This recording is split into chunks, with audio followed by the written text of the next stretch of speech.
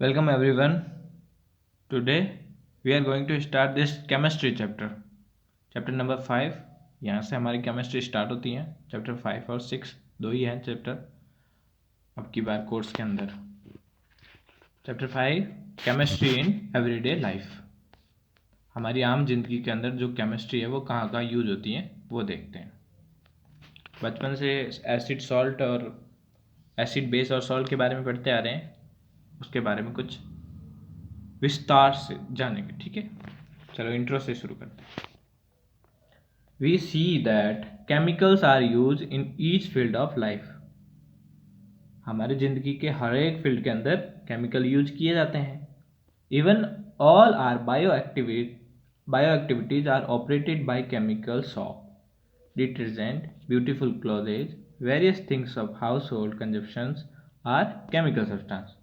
तो हमारे द्वारा जितनी भी बायो एक्टिविटीज़ की जाती हैं उसके अंदर केमिकल के साबुन, डिटर्जेंट, अच्छे अच्छे कपड़े, कई घरों में यूज होने वाली चीज़ें, ये सभी केमिकल की बनी होती हैं. ये केमिकल सब्सटेंसेस होते हैं.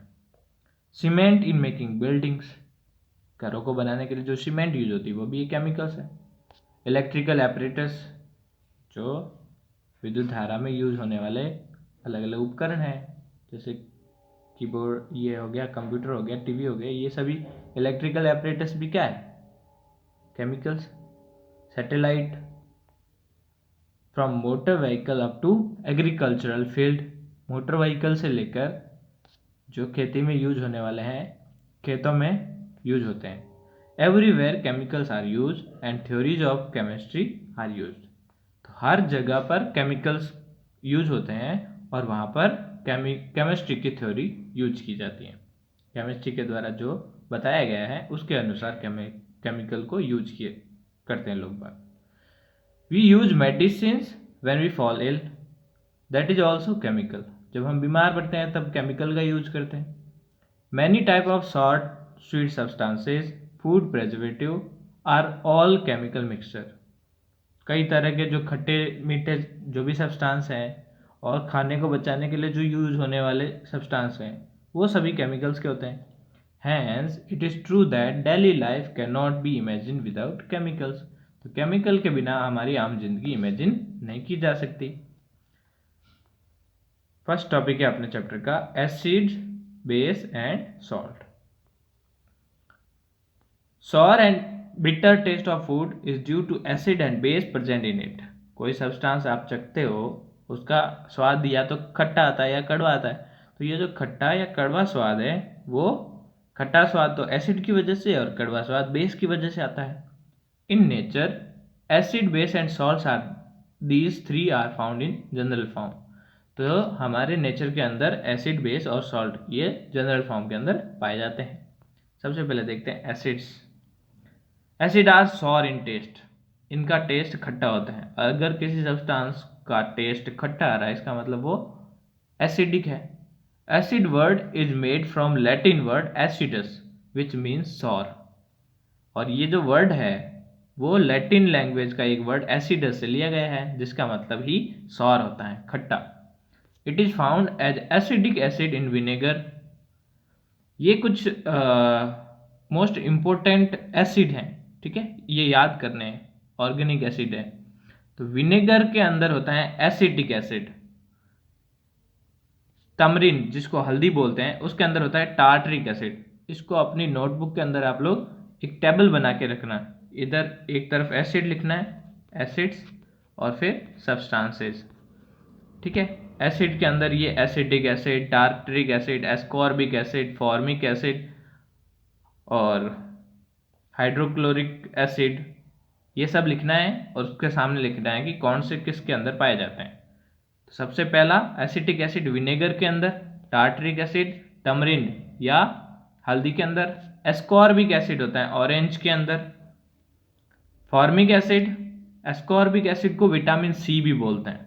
ठीक है, फॉर्मिक एसिड ये होता है चींटी, जो लाल चींटी होती हैं उसके डंक के अंदर लाल चींटी काट लेती है तो उससे एसिड रिलीज होता है, उस एसिड का नाम होता है फॉर्मिक एसिड. हाइड्रोक्लोरिक एसिड जो कि HCl होता है वो हमारे स्टोमक के अंदर रिलीज होता है, डाइजेस्टिव जूस कहलाता है ये। The primary property of it is that it turns blue litmus paper into red. अब कैसे पता चलेगा एसिड है? तो हमारे पास एक लिटमस पेपर होता है। लिटमस पेपर एक्चुअली बना होता है लाइकेन से। लाइकेन एक प्लांट है, बैक्टीरिया और फंगी से, सॉरी एल्गे और फंगी से मिलकर बना हुआ एक प्लांट है। उनका सिम्बायोटिक रिलेशन से बनता है वो, और उससे जो पत्ता मिलता है उसको लिटमस पेपर बोलते हैं। ठीक है, उस लिटमस का यूज करते हैं अपन चेक करने के लिए कि कोई सब्सटेंस एसिड है या बेस है। तो एसिड क्या करेगा? ब्लू लिटमस पेपर को रेड के अंदर कन्वर्ट कर देगा। इसका काम होता है रेड में कन्वर्ट करना। रेड में इसको ऐसे एसिड को डेंजरस या खतरा मान के इसका सिंबल यूज कर सकते हैं कि ये रेड में कन्वर्ट करता है। एसिड का मतलब खतरा, खतरे का सिंबल रेड होता है, तो ये ब्लू लिटमस पेपर को रेड में कन्वर्ट कर देता है। फिर base, it is bitter in taste, ये कड़वा होता है टेस्ट करने पर। And turns red litmus paper into blue, तो एसिड का उल्टा होता है बेस, तो ये रेड को कन्वर्ट कर देगा ब्लू के अंदर। दे show shop like behaviour when touch, जब इनको टच किया जाता है तो सॉप के जैसा टच आता है, चिकना सा। लाइक इसके एग्जाम्पल कौन कौन से हैं? सोडियम हाइड्रोक्साइड NaOH, Na यहाँ पे सोडियम के लिए है, OH हाइड्रोक्साइड के लिए है। Potassium hydroxide, K for potassium, hydroxide OH है। एल्यूमिनियम हाइड्रोक्साइड, Al है सिंबल एल्यूमिनियम का, हाइड्रोक्साइड का OH है। इनका एल्यूमिनियम के ऊपर Al3+ होता है, तो ये 3 यहाँ आ जाएगा। अमोनियम हाइड्रोक्साइड, अमोनिया के लिए होता है NH4 और hydroxide OH। They have ability to neutralise acid and are soluble in water. अब बेस, अगर कहीं पर एसिड सब्सटेंस है तो एसिड के अंदर बेस मिला दे तो वो बेस एसिड को न्यूट्रल कर देगा, उसके इफेक्ट को ख़त्म कर देगा। तो इनके पास एबिलिटी होती है एसिड को न्यूट्रलाइज करने की, और वाटर के अंदर बेस डिजॉल्व हो जाते हैं आसानी से। ठीक है, वाटर के अंदर सॉल्युबल होते हैं। Acid and base are soluble in water if quantity of water is more in them।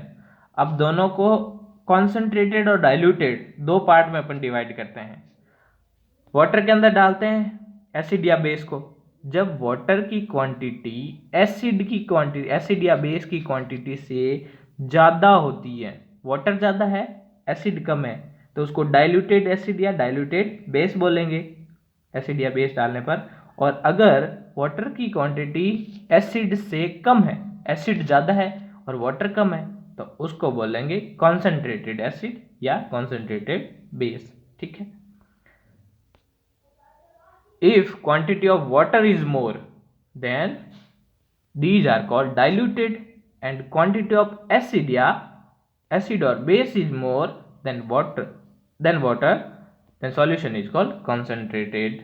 Okay, फिर आते हैं सॉल्ट्स के पास। सॉल्ट कौन से होते हैं? Salt and water are formed by the reaction of acid and base. जब बेस को एसिड के साथ में रिएक्ट कराते हैं, हाइड्रोक्लोरिक एसिड को HCl, H for hydro, Cl for chlorine, तो हाइड्रोक्लोरिक एसिड है ये, जिसके अंदर H होता है, H+ आयन, उसको एसिड बोलते हैं एक्चुअली। तो हाइड्रोक्लोरिक एसिड और सोडियम हाइड्रोक्साइड, एसिड और बेस की रिएक्शन होती है, तो क्या बनता है? सॉल्ट और वाटर बनता है, सोडियम क्लोराइड और वाटर के लिए सिंबल H2 होता है, बचपन से जानते हैं। सोडियम क्लोराइड, यहाँ से ये सोडियम और यहाँ से पीछे से क्लोरीन, ये दोनों मिला के सोडियम क्लोराइड बना देंगे, और ये होता है सॉल्ट। और इस रिएक्शन को न्यूट्रलाइजेशन रिएक्शन बोलते हैं। हमेशा याद रखना, ये most important, neutralisation. What reaction is called neutralisation? When acid react with base it form salt and water, this reaction is called neutralization reaction. Okay,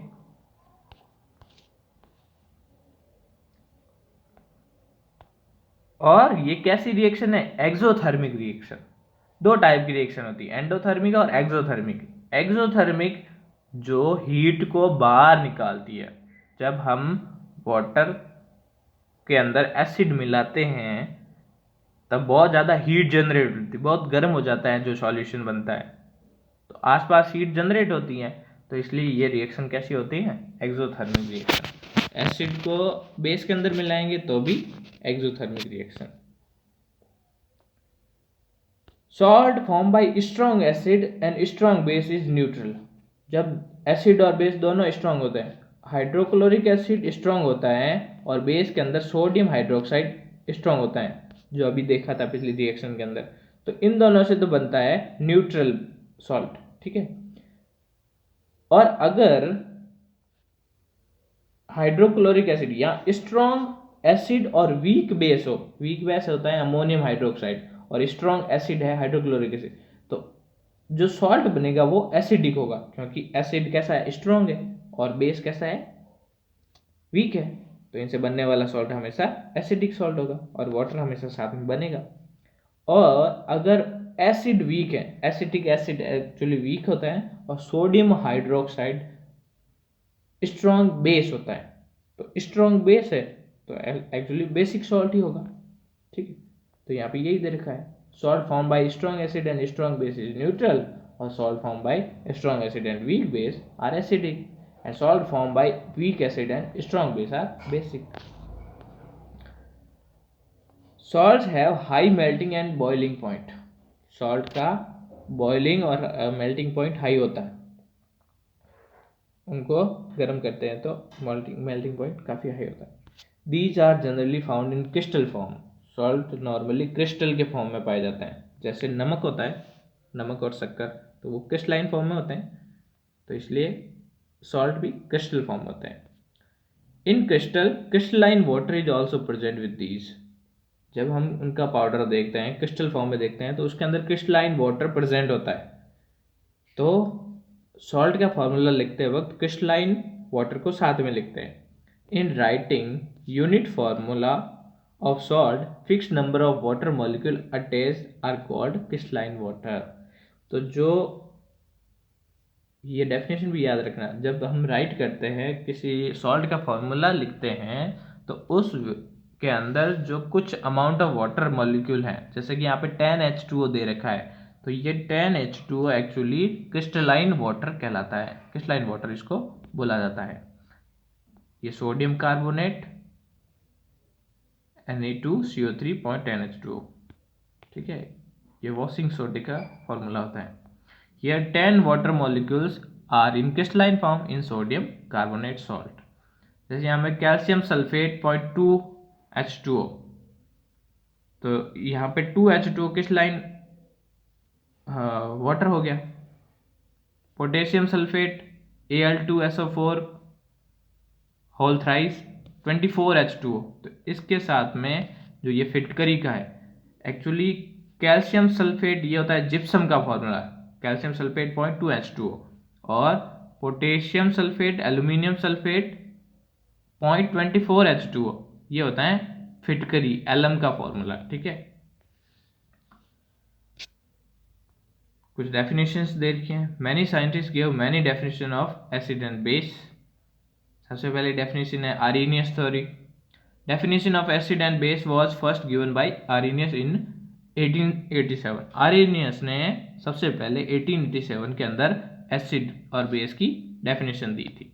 देखो क्या डेफिनेशन दी थी, दो substances which give hydrogen ion और H+ when decomposed in water are called acids, and those substances that decompose in water and give hydroxide ion या hydroxyl ion, hydroxide को hydroxyl भी बोलते हैं, hydroxyl ion are called base.